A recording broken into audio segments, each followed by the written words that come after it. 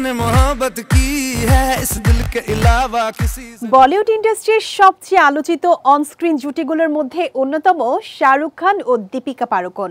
যখনই শাহরুখ ও দীপিকা একসঙ্গে পর্দায় এসেছেন তখন যেন এক আলাদা রসায়ন তৈরি হয়েছে। ওম শান্তি ওম থেকে শুরু করে চেন্নাই এক্সপ্রেস, পাঠান কিংবা জওয়ান, প্রতিটি সিনেমায় যেন প্রমাণ করে দেয় এই জুটি কখনো পুরনো হয় না। এবার তাদের দেখা যাবে পরিচালক সিদ্ধার্থ আনন্দের নতুন অ্যাকশন থ্রিলার কিং সিনেমায়। 2026 সালে মুক্তি পেতে চলা কিং সিনেমার গল্পে রয়েছে এক নতুন মোড়, এক নতুন আবেগ। জানা গেছে কিং সিনেমায় দীপিকাকে দেখা যাবে এক সম্পূর্ণ ভিন্ন চরিত্রে। তিনি অভিনয় করেছেন শাহরুখ খানের মেয়ে সুহানা খানের মায়ের ভূমিকায়। যদিও এটি একটি পূর্ণাঙ্গ প্রধান চরিত্র নয়, তথাপি চরিত্রটি পুরো গল্পের কেন্দ্রবিন্দুতে থাকবে। নির্মাতা সিদ্ধার্থ আনন্দ ও শাহরুখ উভয়েই এই চরিত্রের জন্য দীপিকাকে চেয়েছিলেন এবং দীপিকাও সানন্দে রাজি হন।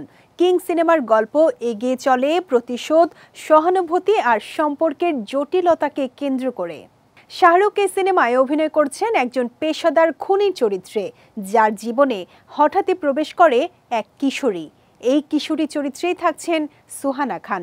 এক নির্জীব ঘাতক আর আহত মেয়েটির সম্পর্ক ধীরে ধীরে গড়ে তোলে এক অদ্ভুত রসায়ন, যার গভীরে আছে প্রেম, মমতা আর অতীতের ক্ষত।